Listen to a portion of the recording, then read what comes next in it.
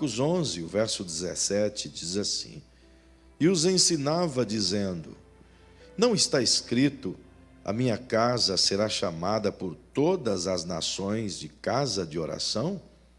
Mas vós tendes feito o covil de ladrões.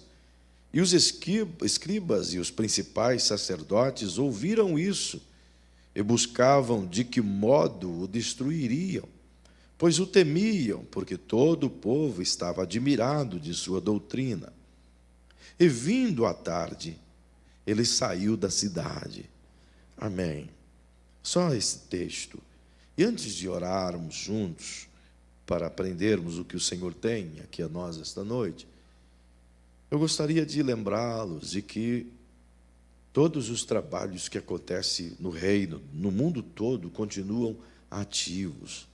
Embora os campos missionários estão com bastante labor, muito sofrimento, seja pela fome, pela perseguição ou pela angústia.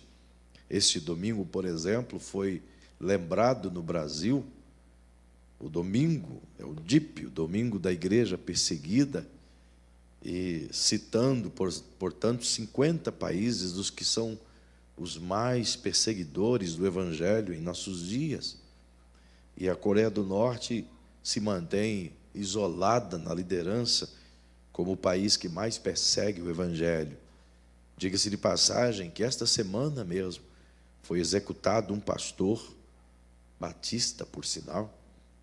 Ele conseguiu fazer o feito de evangelizar 1000 pessoas, catalogado direitinho. Um dos seus erros foi esse, de anotar, até por conta do discipulado. Entretanto, ele foi morto, acusado de terrorismo. É assim que funciona. E nós aqui temos uma liberdade tão maravilhosa de servir a Jesus, e não poucas vezes parece que ignoramos isso. Então, que o Espírito Santo nos conduza a orar e a chorar pelas nações, pelos campos missionários, nos envolver com todos os trabalhos, assim como os caudos missionários que, sabe, pastor Joseph, a iniciativa de alguns irmãos da equipe da AMA tem sido tão maravilhosa, seja irmão Walter, irmão Edinho, irmã Jur, irmã Lélia, irmão Samuel e outros irmãos, irmão Josué, que constantemente estão ali lidando, lutando toda sexta-feira.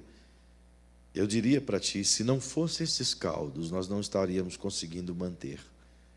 A nossa contribuição, queridos, ela caiu muito, que na igreja, para você ter uma ideia, caiu mais de 60% contribuição missionária. E a gente não tem como oprimir, nem exigir, absolutamente é oferta. Só que também não tem como eu dizer para os irmãos que estão lá longe, para as crianças que a gente cuida, dizer, não tem dinheiro para mandar para vocês. Então a gente tem que se desdobrar, viajar, correr, trabalhar. E os irmãos aqui estão fazendo o melhor. E graças a esse caldo, eles estão suprindo essa lacuna com muito trabalho. Então o mínimo que a gente pode fazer é cooperar com o caldo, né? Comprar e levar para casa. Não é só caldo, é espetinho também, estão fazendo mais coisas. Mas eu peço que, se você quiser se tornar um contribuinte mensal, seja com pouco, com muito, faça como a equipe da Vida Abundante, fielmente, todos os meses, nunca falham, estão firmes, e outros irmãos que também nunca falham. Eu louvo a Deus por vocês, sabe, vocês são maravilhosos. Nós temos todo o controle de quem mantém-se integralmente, isso é ótimo. Eu louvo a Deus por vocês, tá? Muito obrigado mesmo. Peço-lhe, não pare, por favor. Queridos, vamos buscar ao Senhor enquanto Ele nos dá direção para essa palavra. Mas a minha oração também é para que, se você puder somar comigo nesse momento de oração e intercessão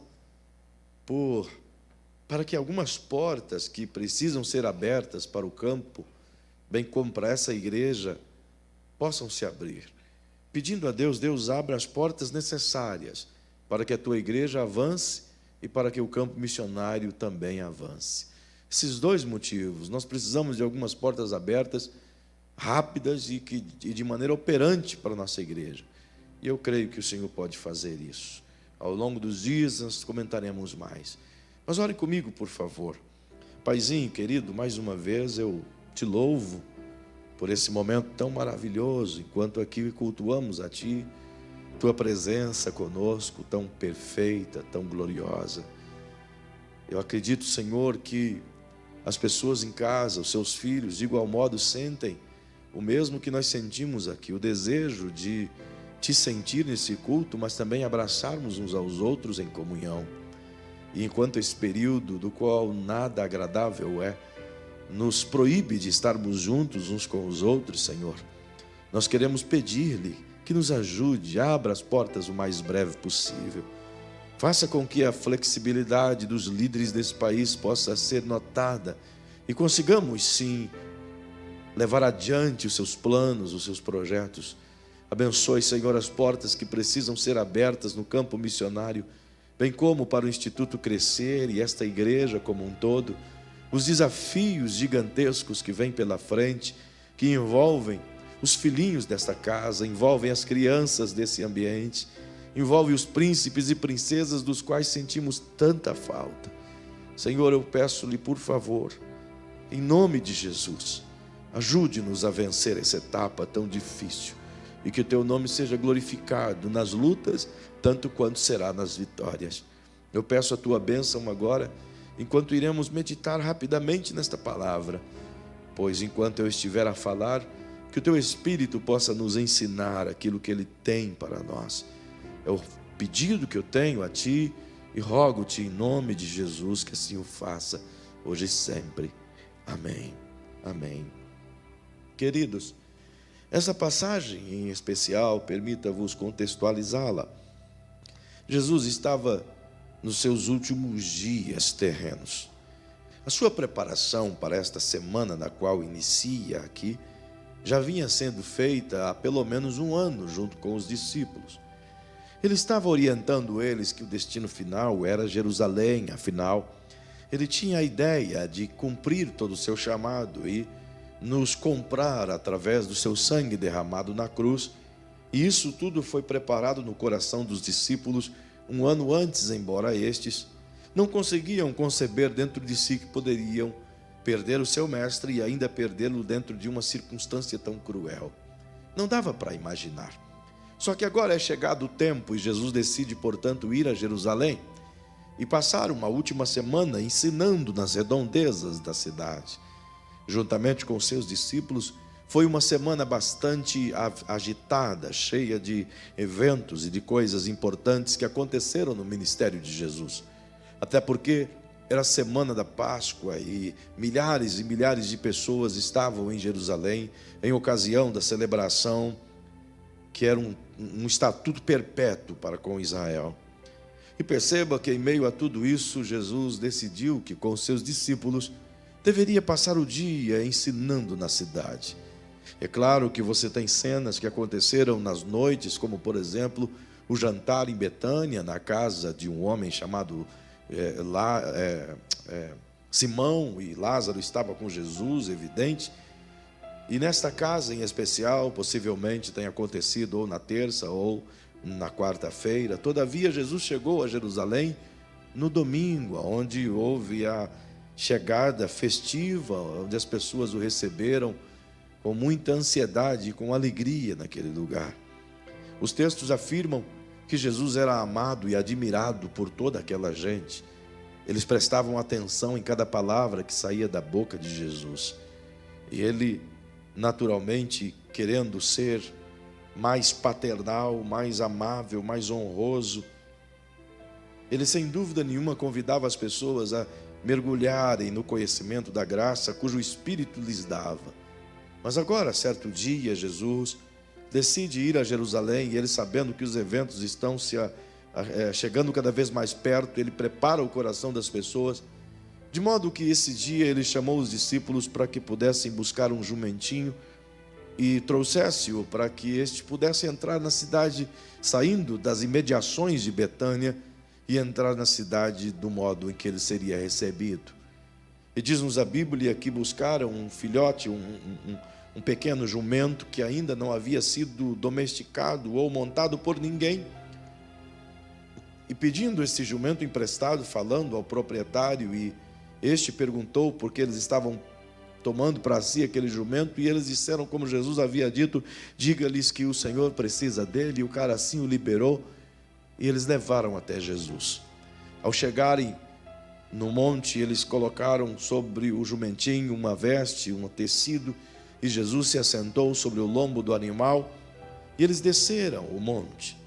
E diz a Bíblia que, em especial, nesse dia, as pessoas começaram a cortar ramos de oliveira e também de palmeiras, e começavam a balançar acima de suas cabeças e cantavam euforicamente desde a descida do Monte das Oliveiras até a chegada no templo, e cantavam alegremente: Hosana ao filho de Davi, bendito é o que vem em nome do Senhor. Era um culto extraordinário, uma festa maravilhosa, e eles viam milhares e milhares de pessoas em volta, descendo o monte, fazendo como que um cortejo, e Jesus tendo alguém puxando o jumentinho por uma corda, e Jesus assentado sobre ela. Ele era um rei, entrando humildemente em Jerusalém, montado em um jumentinho. A mesma cena um dia há de revelar-se outra vez, mas desta feita ele não vem de maneira humilde, como assentado sobre um jumentinho, com ramos de palmeira e oliveira sobre a sua cabeça, e com o olhar gentil que ele estava, e justamente as pessoas envolvidas em torno de tudo isso, gritando seu nome. Mas brevemente ele virá montado, portanto, em um cavalo branco, diferente de um jumento, mas a sua vestimenta igualmente branca. E diz a Bíblia que ele vem com uma glória insondável, e seu poder é visível em si, pois os seus olhos são brilhantes como duas chamas de fogo. No seu peito tem um cinto reluzente como que de ouro, e na sua coxa está escrito Rei dos Reis e Senhor dos Senhores, e sobre a sua cabeça uma coroa com muitas diademas, da qual demonstra o seu poder e o seu reino. E esse dia ele vai entrar em Jerusalém de modo vibrante, poderoso, reinante, para estabelecer o seu período de reino milenial, logo após o arrebatamento da igreja e o período da grande tribulação. Portanto, diferente desta cena, da qual ele entra montado em um jumentinho, e as pessoas eufóricas anunciam a sua chegada, e vão até o templo. Ali, às imediações do templo, as pessoas veem os sacerdotes questionarem, justamente porque fazem tanto barulho com ele. E ele então diz: se essas pessoas se calarem, as próprias pedras clamarão. Elas não poderão se calar diante de tal cena. Eu fico imaginando que aqueles escribas e sacerdotes argumentavam com Jesus e com os discípulos, dizendo: gente, nós estamos na festa da Páscoa, estamos tentando prestar um sacrifício ali dentro do templo para ver se a gente traz Deus aqui na Páscoa, e vocês estão fazendo todo esse barulho aqui do lado de fora, incomodando a gente, enquanto a gente está tentando buscar a Deus lá dentro. E eles falavam isso justamente com Deus ali do lado de fora. Como pode, né? Ignorando a presença de Jesus, como se este fosse simplesmente alguém comum como eles. Embora Jesus assim se o fizesse parecer, a sua essência demonstra quem ele era, o seu poder, a sua mensagem, a sua palavra, sua santidade, o seu fervor, tudo aquilo que ele representava e tudo aquilo que ele era. Não precisava de palavras para anunciar a sua grandeza. O dia se passa e Jesus sai dali e volta para as imediações de Jerusalém. No outro dia, ele decide, portanto, ir à cidade, mais uma vez ensinar os discípulos e ensinar as pessoas que ali estavam. E aquele dia seria importante, pois se aproximava a celebração da Páscoa. E ele agora está cada vez mais perto da cruz e cada vez mais perto do seu destino ser cumprido. E aquela manhã ele se levanta com os seus discípulos e vai descendo o Monte das Oliveiras. E à medida em que ele olha ao longe e vê Jerusalém, a Bíblia diz que ele elevou os olhos aos céus e olhou a cidade e chorou sobre ela. E disse anelantemente: ah, Jerusalém, Jerusalém, tu que mataste os profetas e desprezaste o dia da vinda do Senhor, e ao menos nesse teu dia, se vocês pudessem ao menos se lembrar ou ver esse teu dia, da visitação que você está tendo. Ele chora porque ele sabe o que irá acontecer. Ele chora porque ele sabe o que as pessoas farão, o quanto ignorarão, o quanto desprezarão, o quanto negarão a sua palavra. Não obstante, ele desce junto com os discípulos. Tem uma situação tanto que estranha ao ler, entretanto cheia de ensinos para quem procura aprender. Pois desce ele com fome, vai tentar tirar figo de uma figueira no caminho, e ele percebeu que ela estava cheia de folhas, mas não tinha figos.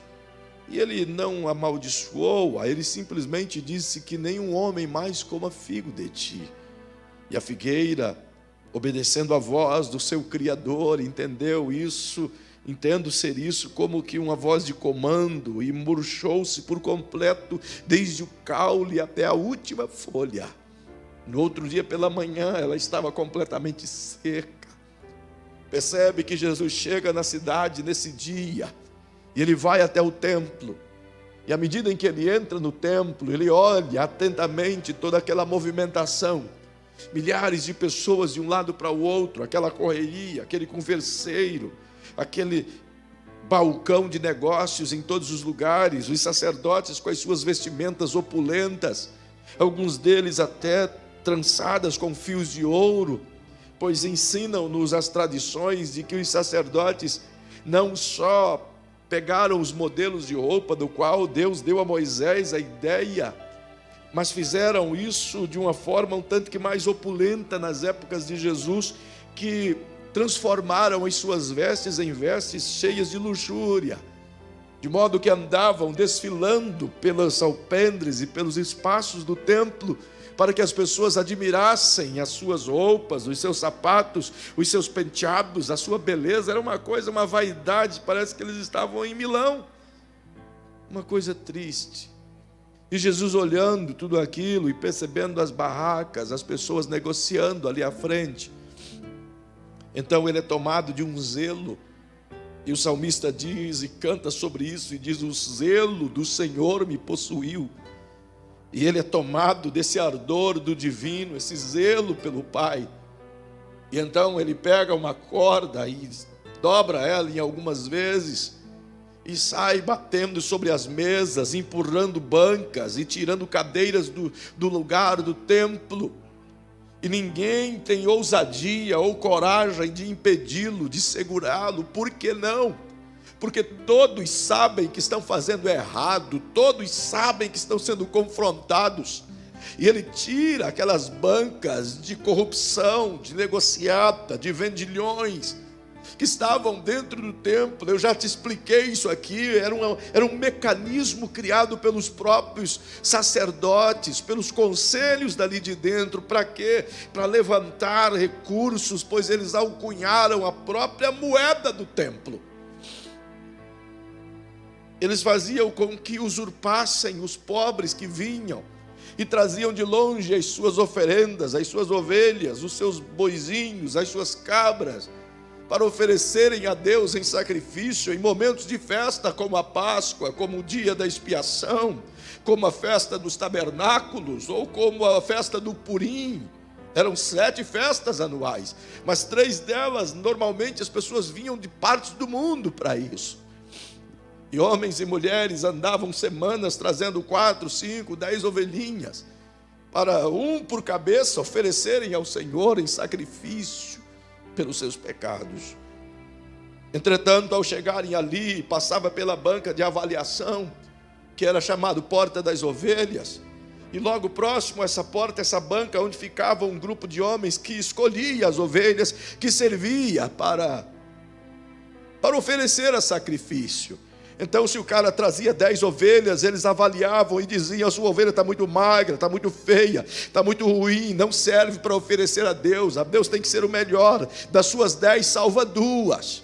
Você pode levar apenas 2. Então o camarada que veio de longe dizia: mas e essas 8 que me restam, o que farei? E alguém dizia: olha, nós podemos comprar de você tais ovelhas, e você pode, portanto, fazer uma avaliação. E o cara dizia: então tá, eu posso vender essas 8 ovelhas, assim eu posso comprar mais outras para juntar com as 2 que sobrou.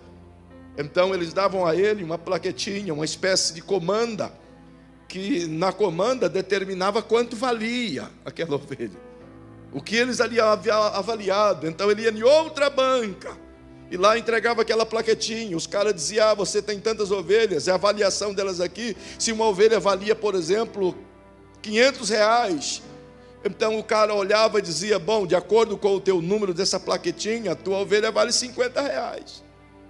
Ele ia dizer: mas homem, ela vale 500 pila, eu paguei 500, ela só vale 50 aqui. Sim, só vale isso. Ok, então fazer o quê? Não tem outro jeito. Aí o cara dava uma plaquetinha que valia 50 pila para cada ovelha, então ele dava uma plaquetinha que seria o equivalente a 400 pila, sendo uma para cada ovelha. Então ele pegava aquela plaquetinha sem as ovelhas, porque elas já tinham ficado lá na primeira banca, onde eles levavam a um lugar onde eles limpavam as ovelhas e descia as águas, que passava justamente perto da fonte onde era o tanque de Betesda. Por isso que a água de lá era suja.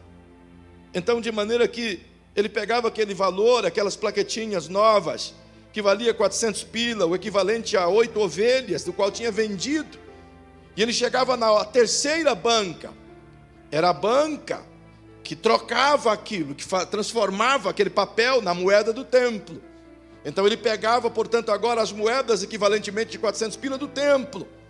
Ele ia, portanto, a outra banca, a banca que vende ovelha. Vende ovelha, vende pombinho, vende outras coisinhas. E chegava ali com aquele dinheiro e dizia: agora eu preciso comprar uma ovelha. Com esse dinheiro aqui vai dar para me comprar bastante, quero completar, eu precisava de 10 ovelhas. Então o camarada dizia: mas com esse dinheiro aqui dá para me te vender uma, e tem que completar, porque afinal de contas uma ovelha é 500 pila, e tu tem 400. E ele dizia: mas eu tenho que completar ainda, não dá para fazer um desconto? Aí discutiam por ali, brigavam no desconto, e o camarada dizia: ok, vou te fazer uma por 400 pila, porque eu sou de bom coração, é Páscoa, é um tempo que a gente tem que cuidar um dos outros, é Páscoa. Então eles davam a ele um valor, uma plaquetinha, e ele ia onde seria entregue as ovelhas. De todo esse processo de banca em banca que ele foi passando, onde ele deixou aquelas 8 ovelhas iniciais lá, elas foram levadas a um mangueirão, onde tem um grupo de camaradas que pega as ovelhas, prepara elas, lava elas, deixa a sua lã felpuda, torna elas bonitas e colocam elas lá na frente, as mesmas ovelhas do cara. Então vai alguém, pega uma daquelas ovelhas e traz para ele. Ele vendeu as ovelhas dele 8 por 400, agora ele compra uma, a mesma ovelha, por 400. Isso é a corrupção do templo. Por isso Jesus chega e empurra aquelas bancas, e quebra aquelas mesas, e chama aquelas pessoas à responsabilidade, e ninguém vai até ele e diz: não faça isso. Ninguém tem coragem, porque sabem o que estão fazendo, sabem o nível de pecado que estão cometendo. E o que Jesus diz é: vocês estão transformando a casa de meu Pai, que as nações chamam de casa de oração, em um covil de ladrões. Ele não usa meias palavras, ele chama-os daquilo que eles estão praticando de verdade. E diz a Bíblia que os homens estavam enraivecidos, irados, escribas e fariseus e sacerdotes, e tentavam achar um meio de buscar Jesus, de pegar Jesus, de fazer o mal com ele, mas eles temiam o povo, porque o povo amava Jesus e estava atento a cada palavra. Não tinha jeito. E ele passou o dia inteiro ensinando ali. E diz a Bíblia que todo aquele dia foi um dia de ensino. Só que agora o texto me diz que quando o dia está a declinar, Jesus levantou-se e saiu da cidade. Exatamente nesse texto que acabamos de ler, no verso 19. E vindo à tarde, saiu da cidade. Permita-lhe pontuar 3 coisas importantes que me lembra esse texto. A primeira é o lamento de Jesus sobre a própria cidade. É o anúncio dele mesmo de dor, de lágrima, de tristeza, por antever aquela mesma situação e o que iria acontecer 2 dias depois, por ocasião da cruz. Perceba, portanto, o que ele está agora vivenciando, quase que são cenas reais de um futuro próximo. A segunda coisa é exatamente esse confronto que as pessoas têm com ele no templo. E o confronto de Jesus nunca é confronto pelo confronto. Ele nunca chama atenção só pelo chamar atenção. Ele nunca convoca as pessoas ao pensamento simplesmente pela convocação. Ele nunca as coloca contra a parede simplesmente para colocá-las contra a parede. Mas todas as vezes que Jesus confronta alguém mediante alguma coisa que estás a fazer, ele sempre traz após isto a sua palavra de ensino, a sua palavra de liberdade, a sua palavra de opção, a sua palavra de conselho, a sua palavra de cura, a sua palavra de orientação, a sua palavra de arrependimento.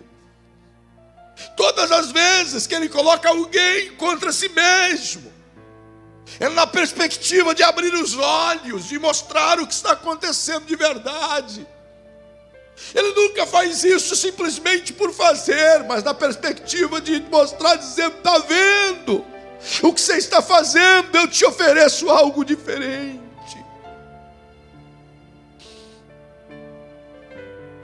Significa dizer que ele nunca nos pune, ele nunca nos confronta, ele nunca nos corrige, ele nunca nos aperta sem propósito. Tudo que ele faz é objetivando o nosso melhor. Às vezes até não entendemos por que ele está derrubando as nossas mesas, o porquê que ele está batendo sobre as nossas bancas, o porquê que ele arranca do lugar as nossas cadeiras.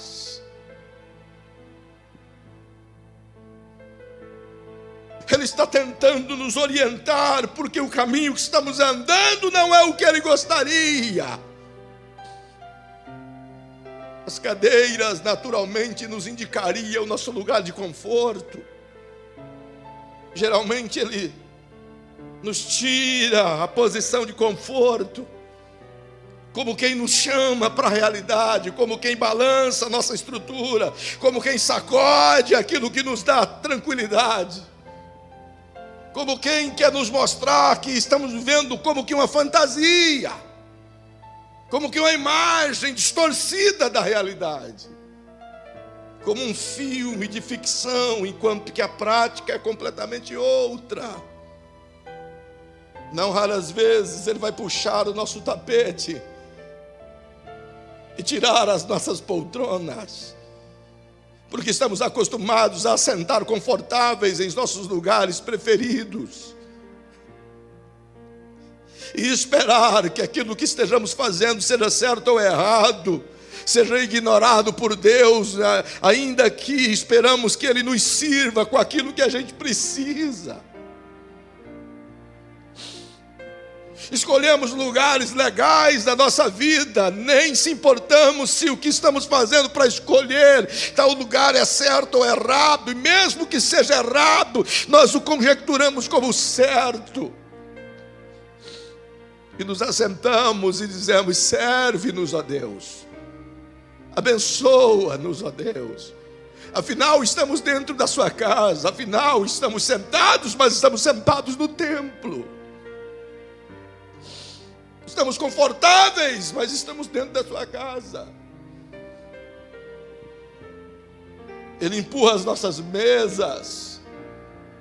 Significa que Ele mexe também naquilo que nos engorda, naquilo que nos abastece, naquilo que nos sustenta. Sabe,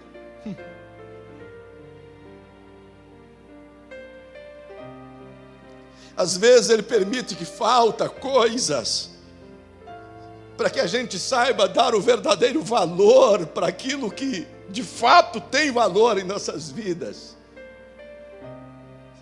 Às vezes Ele permite que a gente tenha necessidade de coisas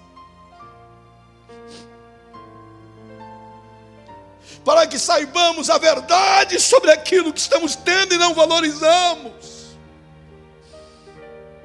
para que saibamos que nem sempre aquilo que parece maravilhoso para nós veio de uma origem que Deus gostaria que viesse.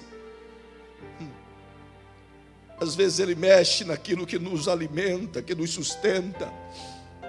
Não raras vezes Ele vai permitir que a situação econômica se aperte sobre nós, para que de fato possamos tirar os olhos das coisas dessa terra e olhar para cima, de onde vem o nosso socorro.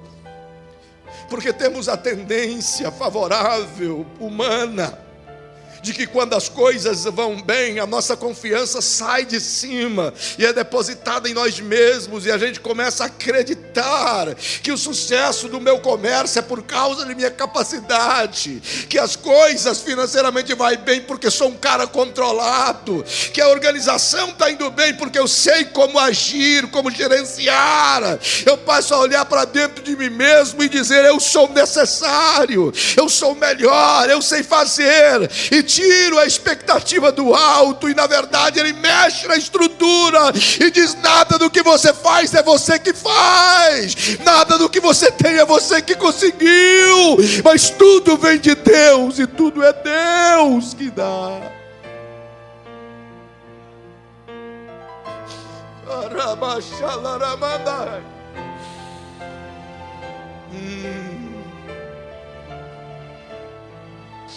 E às vezes nos perguntamos o que é que está acontecendo, e Deus está respondendo.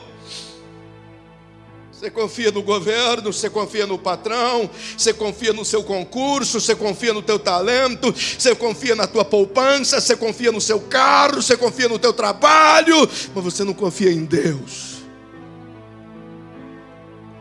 Antes você confiava, mas aí você viu uma porta aberta e entrou por ela. E essa porta era até para que você pudesse vislumbrar algo maior, mas você entendeu errado. Somos assim, somos dessa forma. Somos capazes de trazer a glória para nós. Somos capazes de imaginar que o bem que Deus tem feito a nós é por nosso merecimento. Somos capazes de acreditar que bendito seja eu, glorificado seja eu, não é? Mediante aquilo que sou. Então Ele tem que mexer em nossas estruturas confortáveis. Ele acaba permitindo que os cintos se apertem em situações desagradáveis. Então a gente se vale de uma frase de Davi que disse: eu nunca vi um justo padecer necessidade, nem a sua descendência mendigar o pão. Ele não está dizendo que não existe, ele está dizendo que ele nunca viu. Ele nunca viu, glória a Deus, bênção para ele, mas não significa que não existe, pois milhões de justos padecem necessidade, e milhões de descendentes de justos mendigam o pão. Quer saber comigo? Vai na África que você vê, são todos pecadores. Vai em muitos lugares do Brasil que você vê, vai no Vale do Jequitinhonha que você vê crentes fiéis que oram a Deus todos os dias.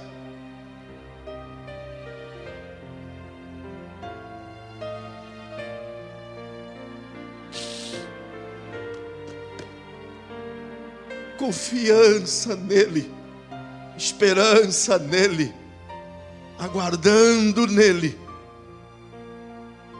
Não podemos acreditar que as coisas que temos é um benefício de nosso próprio talento.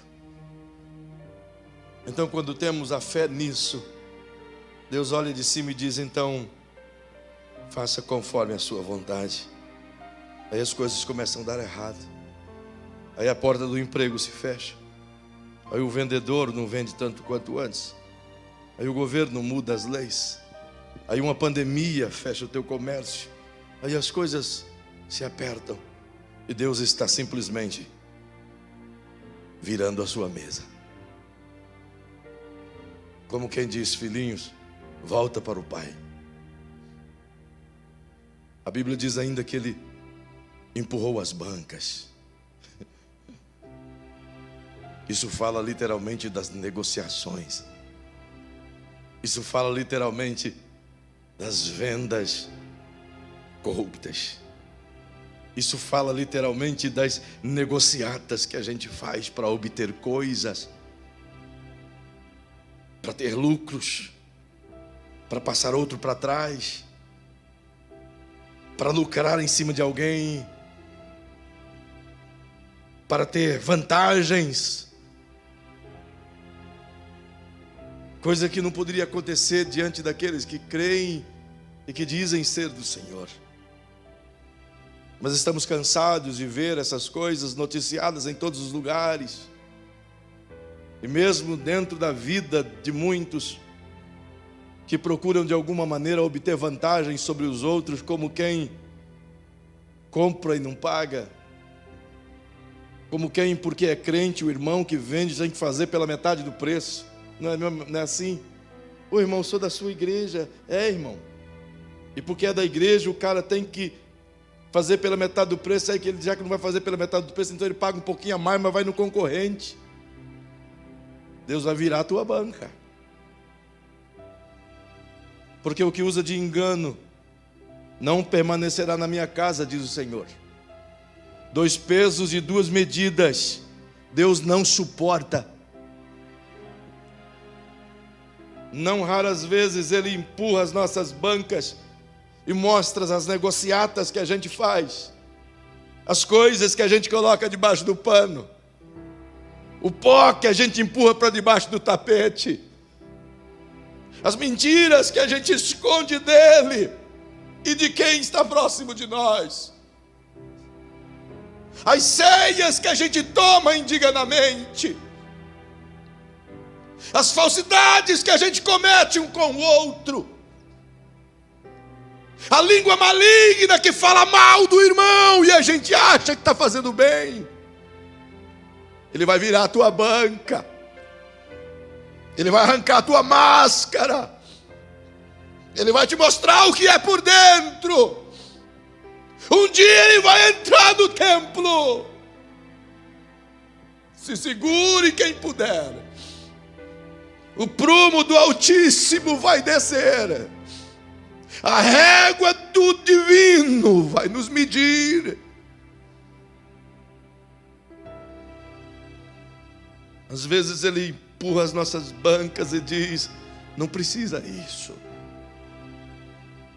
É um confronto necessário.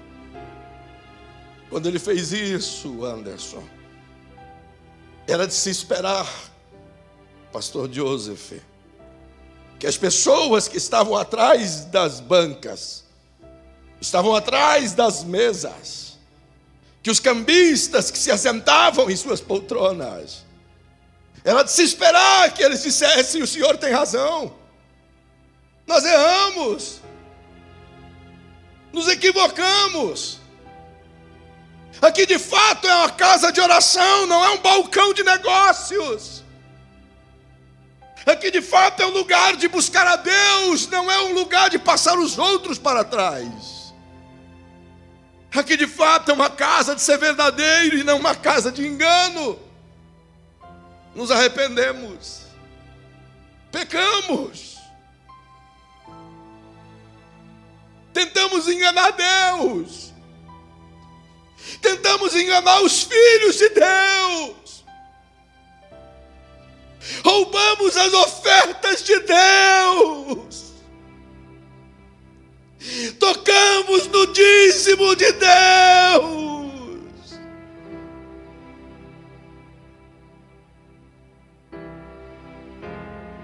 mexemos no que é sagrado, defraudamos o que é santo, mas nos arrependemos, pecamos, e o Senhor nos mostrou a verdade, o Senhor nos fez ver aonde a gente errou. Perdoe-nos. Sabe o que Jesus faria? Ele diria: perdoados estão os seus pecados. limpem a casa de meu pai. Esse lugar voltará a ter a glória dele outra vez. Mas ao contrário disso, se reuniram e começaram a arquitetar. Com que autoridade ele faz isso? Como é que ele pode fazer isso e ninguém consegue fazer nada contra ele? Vamos deixar isso barato? Então planejaram tudo, quando deveriam ter se humilhado. O confronto não vem para nos machucar. O confronto vem para nos alinhar. O confronto do divino nos vem para colocarmos no trilho certo. Ele não nos confronta para nos derrubar de onde estamos. Ele nos confronta porque quando estamos achando que estamos em pé, estamos caídos. Então o confronto não nos derruba, mas nos ergue, mediante o quanto respondemos e como respondemos ao confronto. Ele estava dando a oportunidade àquela gente, como quem diz: hoje eu estou aqui, a divindade está visitando vocês. É por isso que ele chora antecipado, porque ele sabe que iriam jogar fora a oportunidade, o convite, iam rasgar diante de Jesus. Outra vez ele continua a fazê-lo. Ele tem derrubado as cadeiras de muita gente. Ele tem virado a mesa de muitos líderes. Tem chamado a atenção de muitas igrejas. E quando eu digo igrejas, eu não falo de denominações, eu falo de nós. Ele tem virado muitas bancas, na perspectiva de que olhemos para Ele e contemplemos os nossos pecados e possamos dizer: perdoa-nos, pois realmente erramos. Que possamos ir a Ele com o coração aberto, quebrantado, uma alma contrita, pois Ele jamais nos rejeitará. Mas ao contrário disso, diz a Bíblia que eles simplesmente ignoraram a Jesus e começaram a articular planos contra o que Jesus era e o que Ele estava a dizer. Isso foi pela manhã. E eles tiveram a oportunidade durante todo o dia. E durante todo o dia dá-me a impressão de que Jesus ficou ali ensinando, mas esperando.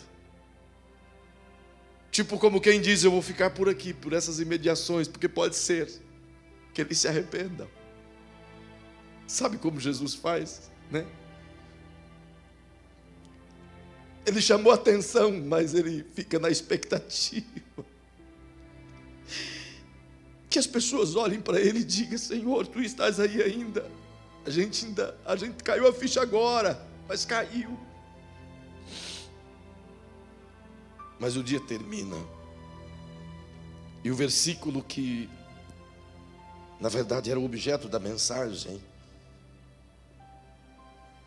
me diz: e vindo à tarde, ou ao fim do dia, Jesus saiu da cidade. Esse verso 19 traduz para mim com tristeza: Jesus saiu da cidade. O dia começou ele dizendo: ah, se vocês conhecessem esse teu dia. Como quem dissesse: ah, se vocês soubessem que dia é hoje.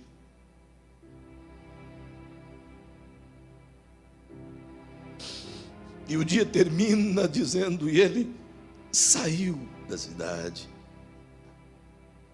O que era correto eram as pessoas que estavam ali segurá-lo e dizer: não, não nos deixe, não vá embora, porque se o senhor for embora agora, As palavras de juízo ditas por Isaías virão sobre nós. Não, não vá embora agora. Fique aqui.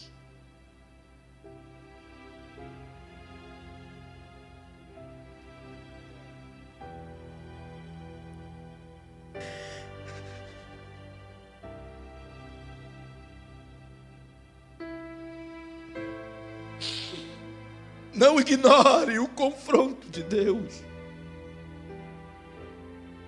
Não ignore a palavra de Deus. Não se faça de surdo com a correção de Deus.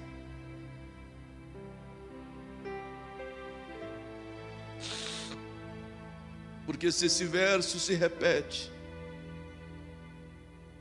então virá o juízo. A oportunidade de Jerusalém estava aqui. Porque o outro dia, ele passou o dia inteiro em Betânia com os discípulos, não mais em Jerusalém. Ao cair da tarde, ele enviou os discípulos para irem a Jerusalém, encontrarem o lugar em que celebrariam a última ceia. E aquela noite foi a noite em que ele, ao terminar a ceia, cantou um hino e subiu outra vez ao monte, ao jardim do Getsemane, aonde foi a noite em que foi traído e capturado. Significa dizer que quando Jesus saiu daquele dia de Jerusalém,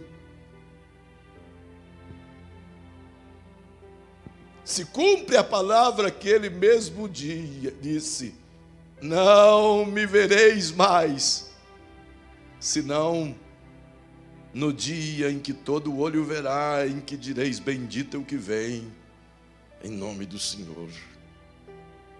Como quem disse, eu sair daqui hoje assim. A oportunidade de vocês está saindo assim. Eu me refiro ao final desse pensamento, que, como disse, é apenas o começo dele, mas já deu. Como disse, é como se Jesus nos dissesse de maneira tão clara e abundante: não despreze o dia da visitação, não despreze o confronto, não despreze a palavra de correção, não despreze o alerta, não despreze o chamado à santidade, não despreze as oportunidades, não despreze os ensinos que Ele tem dado. Poderá ser o caso de alguém chegar diante de Deus no juízo e ter dito: Senhor, não me disseram isso, não me orientaram disso. E há de ser o caso de Ele te dizer: você congregava na igreja Boas Novas, você tinha pela manhã escola dominical, à noite você tem escola teológica, nas segundas você tem redes com as mulheres pela internet, na terça você tem rede com liderança, na quarta você tinha os cultos, na quinta você tem escola teológica, na sexta você tem as orações, todos os dias tem as orações no templo, no sábado você tem a JBN, no domingo tem a escola dominical, à tarde você tem o Reino Kids, à noite você tem os cultos. Em todos eles eu estou orientando, eu estou falando, eu estou confrontando. Você não ouviu, continue ignorando, continue fazendo de surdo, continue dando as costas, mas não se esqueça que o Deus que puxou as cadeiras, empurrou as mesas e virou as bancas, é o mesmo Deus que deu a oportunidade e saiu na última hora da cidade e foi embora. não poucas igrejas e não poucas cidades desse mundo tiveram o desprazer de ignorarem os avisos de Deus e se acabaram, não é? Eu poderia ficar aqui algumas horas te mostrando historicamente algumas centenas delas, e grande parte delas eu tenho aqui na minha cabeça. Eu poderia simplesmente te dizer só o exemplo das 7 igrejas da Ásia. Ele as confrontou, e em todo o confronto ele diz: quem tem ouvidos, ouça o que o Espírito diz às igrejas. Mas não ouviram, se perderam. Talvez você se pergunte: será por isso que estou desconfortável? Será por isso que estou sentindo dificuldades financeiras? Será por isso que estou sendo confrontado com minhas práticas? Se isso estiver acontecendo, então eu diria: que bom, porque isso não é ruim, isso é oportunidade de mudança. Ruim se ele dissesse: fique à vontade, vocês estão indo para o inferno mesmo, fique à vontade. Mas ao contrário disso, nos tem orientado diariamente, confrontado diariamente, chamando a nossa atenção diariamente. E vou lhe dizer, como servo menor, você e eu não poderemos dizer que não fomos avisados, pois Ele está falando, as trombetas estão tocando, os profetas estão avisando, a natureza está clamando, as circunstâncias estão nos chamando. Eu quero orar com vocês esta noite e quero te convidar a essa reflexão profunda. Como já ouvimos e cantamos esta canção hoje aqui, sou feliz, sim, porque tenho eu um Jesus, um amigo. Que saudade desse tempo em que as pessoas celebravam a sua salvação. Pense nisso, valorize isso. A primeira canção dessa noite parece que foi proposital. Quem sabe possa até tocá-la. Correrei para ti, meu Senhor. Minha alma anseia por ti. Era isso que as pessoas deveriam ter dito. Era isso que Jerusalém deveria ter dito. Era isso que nós deveríamos dizer a maioria das vezes que somos por Ele confrontados.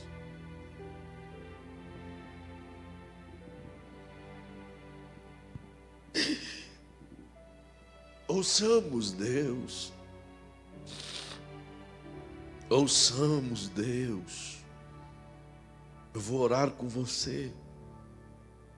E quando eu terminar de orar, essa canção vai continuar ou vai começar, e você deixe ela começar aí na sua TV, no seu computador. Cante junto, chora junto, ora junto.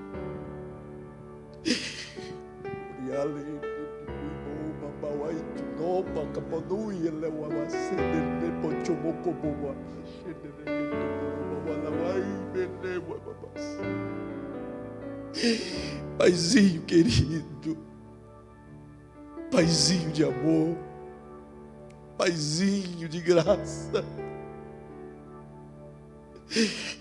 obrigado pelos teus açoites, obrigado pela tua correção, obrigado pelos teus puxões de orelhas, obrigado por nos encostar contra a parede, obrigado por algumas vezes puxar as nossas poltronas, obrigado por algumas vezes virar as nossas mesas, obrigado por algumas vezes arrancar as nossas máscaras.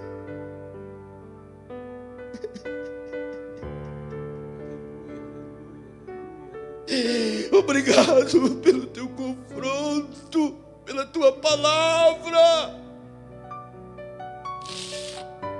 que nos lava, que nos purifica.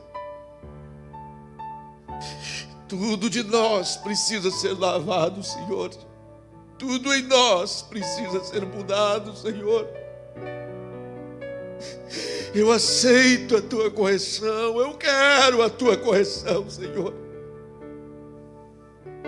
E tantos quantos estão comigo orando agora, Pai, nos arrependemos, Pai.